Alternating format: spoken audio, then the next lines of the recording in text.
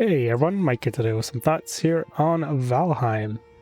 This is an open world survival, building, exploration kind of game. It's one of those, and I don't really want to spoil too much in terms of that exploration aspect because I think that's one of the big things that makes this game really cool and fun. So while my character is an endgame character, the save file we're going to load here is going to be very early in the game. And so while you'll see some higher level gear, going to be the same gear you're kind of starting the game with, except just higher level. So with that said, we're going to go ahead and load up here. You'll see there's a seed, which we'll mention a little bit of that stuff later on. But ultimately, yeah, this is a game you should probably be playing co-op. You know, progression is tied to your character, hence why I'm at an endgame status right now, even though my personal save file is still very much in the early game. Early game may be slightly transitioning to mid-game, as you'll see in a bit. So I'll talk about the gameplay stuff in a bit, but we'll start talking about just the overall content. You know, I mentioned I'm kind of at the end game. Not quite there yet, but I'm effectively there. And I've got easily 50 plus hours in this, playing in co-op. Maybe approaching 100. If... yeah, maybe. We'll have to see. There's no way to really track this, unfortunately, but yeah, that's kind of what I'm guessing at this point. And yeah, it's been fun playing through it. You know, obviously there's a lot of kind of fetching resources and crafting and that kind of stuff, which, you know, you come to expect for a lot of these RPGs. At the same time, it never really felt too tedious either, because there's always a sense of exploration. We bring up the map here, it's a pretty large map. Now, this is not, you know, going to be any spoilers or anything.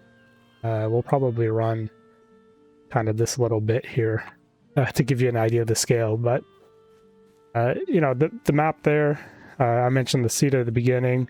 That seed is to, you know, effectively build up the map, or build up the content, and all of that stuff in a not a progressive, but oh,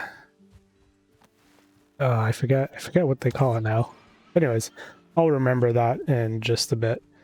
But yeah, it's got a lot of stuff, right? You're going to be spending a lot of time getting different resources, leveling up your gear, maybe building buildings, which we'll look into in a bit as well, and just all sorts of other little tasks and things that you'll be doing for various reasons. So we'll talk about some of those mechanics too in just a bit. But yeah, content-wise, there's a lot of stuff. There's a lot of different things you'll be doing, and so far I've found them to be pretty good. You know, it's not a super deep game. It doesn't have a ton of depth in terms of like combat or whatever. It doesn't have like a crazy amount of items either, but it's got enough stuff to really keep you going for a bit. And I think they've done a pretty good balance. Now, having said all of that, this is still an early access, and when it launched in early access was February 2nd, 2021, I believe. And when it launched, they basically said this is about 50% content complete, 70%, 75% feature complete. I'm not too sure how much has changed feature-wise, because it does feel mostly feature complete. I could potentially see them adding a couple other things here and there. Yeah, content-wise, 50%, I'd say they've definitely increased that. They're maybe closer to 70% now, compared to where they potentially were before. And so that's been pretty fun to see. There's still obvious points where they're missing, or they'll be adding more content from what we've been playing. And ultimately, this is probably the biggest downside, is the fact that the updates they're usually fairly significant, but they're not very fast. There's a lot of time between updates, and so while it did come out, February 2021, and we're recording this in November 2022, so kind of approaching 2 years now, I don't see them being feature complete this year or within the 2-year mark. If anything, it'll probably take him 3 years to reach that point, which is fine. You look at all the Steam reviews, everyone's overwhelmingly positive about it, despite that fact. I think the fact that it's also a $20 US game or $22.79 Canadian, it is a low price of entry as well. This is the Game Pass version I'm playing. It has been updated to support crossplay between Steam and Microsoft, so that's another bonus too. But yeah, despite that, 3 years content, at least, before it's content complete at the very least, is still not a bad thing, right? The fact that everyone's still really happy about it just goes to show that, one, this game is really good as is, and two, people are patient enough, and there's enough there to keep people happy. Like I said, I'm well over 50 hours in terms of how much we've put into this game. So graphically, you might have noticed that, the game's got a bit of a unique look to it, with how everything is like a low-res texture in some ways. And I think it's definitely a little, I don't know, it's a little strange at first, but you very quickly come to like it. The textures look a little weird, look a little low-res, but then you realize like all the assets of the game are kind of designed with that in mind, and so it winds up being a pretty uniform look, and they also have a lot of neat kind of modern touches to the game. These little light shafts, you could say, it's not a super modern thing, like games have been doing that for a while now, but we've got pretty modern techniques in that sense. The lighting and the reflections as well can look pretty nice. I like the time of day changes that they do as well, especially early morning, late at night. You start having the classic blue and orange sky in the morning, and then at night it starts kind of shifting colors as well. Early in the morning, you usually have a lot of fog and stuff, which can be a pretty cool look. And so, on a technical side, on a technical level, this game actually does look really nice. Not perfect. There's definitely a couple areas that you can occasionally spot that, oh, okay, they're either well, I wouldn't say cheating, but they're taking some optimization steps. And so the way I've always looked at this is that this is kind of it reminds me of a demo scene kind of game. People who are really smart, know what they're doing, and can optimize a lot. And they tend to do a lot with very little, in other words. And this feels an awful lot like one of those. The game itself, I think, is only 1.5 gig. It's not much. Not much at all. It's a very, very small game. But, anyways, beyond that, yeah, I don't know, it's got a bit of a simple look, too, despite looking really good. They're not necessarily using the most crazy advanced graphics package. It's still a Unity game. But everything that they've put in is such a good look. Everything just feels so uniform. And yeah, it's actually kind of impressive how good everything looks. And I mention it because I'm, despite spending this much time playing it, I'm still kind of blown away at times when I see certain things. It's just like, man, this game actually looks really good. I've played modern games that do all the cool, crazy modern stuff, but they just don't pull it together the way this game manages to. And so it's worth highlighting because, yeah, despite it looks a little simplistic, I think it's spent a lot of time just tuning the graphics and just making it look that much better. But yeah, in terms of gameplay, we haven't talked a whole lot about it. And hitting some enemies here, farming some trees off my tree farm. We're gonna go check some vegetables here in this vegetable farm, and they're not quite ready yet. Neither are these turnips. They're looking a little empty here because these are seed carrots and seed turnips, so once they pop out of the ground, they'll put out 3 seeds each, so I'll have 3 rows of both of these kind of going. But yeah, this is kind of my older base. Look at that, the sunset. You can see it's getting kind of yellowy, orangey. Got the blue sky over there. Got kind of the mist starting to come up as well. Yeah, this game looks really nice. But yeah, this is kind of my older base.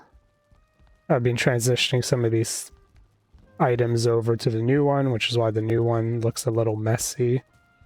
I've got stuff kind of in some chests. I've started making shelving and things like that, but I haven't managed to do all of that. So, you know, building this kind of stuff is definitely one of the major components of the game. You'll be spending quite a bit of time doing that. Do you need to spend a lot of time?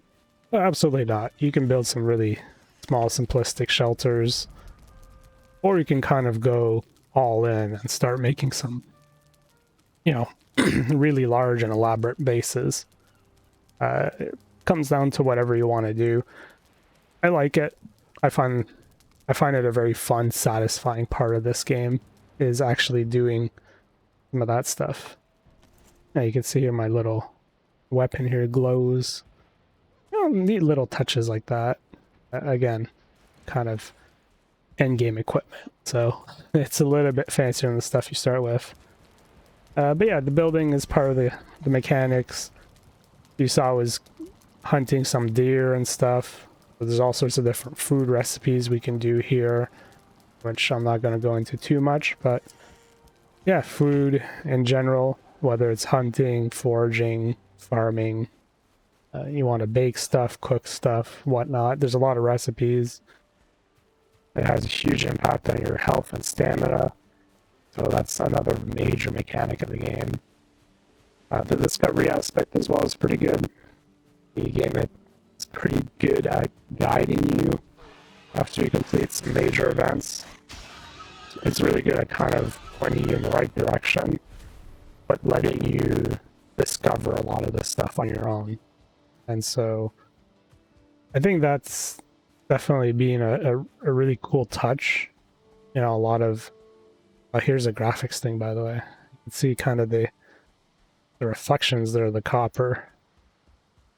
Whereas this here is normal rock, and it's got cracks with no copper in them. Anyways. Yeah, it's pretty good at guiding you without telling you what to do and where to go and all that. So I've always found that to be a really cool touch. You know, every time you complete a major milestone, checkpoint, whatever you want to call them, there's kind of a guiding force that works with kind of the whole Viking aspect that they're going for. And there's some other touches in the game as well that play into that whole idea. But beyond that, the co-op works really well. You can just drop in, drop out of a game that friends are hosting. They've made it pretty painless. We haven't had to do port forwarding or anything like that. Granted, we are playing the Game Pass version. However, we've had friends joining from the Steam version, and that just worked as well. So good on them for that. But again, also worth pointing out that they did have to add support for that. So there's like a code system where there's a code at the top of the screen you just plug in, and that gets it working for you. However, if you're playing with people within the same kind of community, like you could just join someone on Steam, or you can just join someone on Microsoft. It's just when you start doing the crossplay stuff, you have to play around with those numbers. But you can remember the servers too, so it's not really that big of a problem. But yeah, like there's other stuff like all these map markers. They're kind of local to me. But then there's a tool that you can do in game. There's an entire mechanic based around saving all your map discoveries and exchanging them with other players. So whatever I discover on the map, and then whatever markers I put down, I can share them with other players. Again, it's not something immediately available, but it's available pretty early in the game. They just don't want to overwhelm you with the mechanics. And they're pretty good, actually, with that onboarding process, too. So yeah, overall, it's a really good game. You know, the combat's pretty straightforward. The gear is kind of the limiting factor for a lot of the progression. And so you'll be spending... Oh, that's kind of weird effect on the water there. Anyways, so you'll be spending a lot of time potentially getting resources to get better gear, which will eventually allow you to go further into the game, do more stuff. It's not very difficult. Again, the game has a nice little guiding thing for that, where they'll kind of tell you, hey, here's what you should try doing next, without telling you what to do next or where to go and what to do. It's just like, hey, it's a subtle hint, and it's really good at telling you that, which I appreciate. But other than that, looks great, plays really well.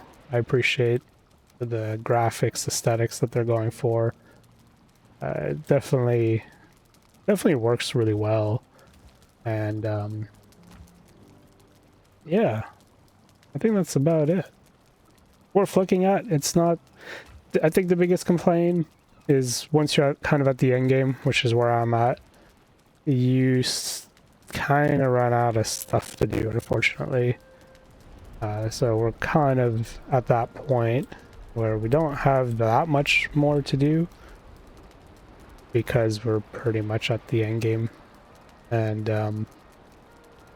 not that we're there, it's just kind of one of those things. Well, we wrap it up, and then who knows how long until the next major update comes out. You know, yeah, you can kind of keep doing stuff once you've reached that end game, but yeah, unless you're really into the building all the cool elaborate buildings, kind of like I'm doing here, I'm not too sure how many people will stick around with it that long once you've reached the end game. I think with that said, I believe that covers everything. So, yeah, while the seas are raging out there, I think we'll head back indoors, stay in the dry here, because as you see in the top right, we are wet from staying outside. Thankfully the fire is drying us off real quick, and I think we'll end it here, and we'll see you guys next week for another video.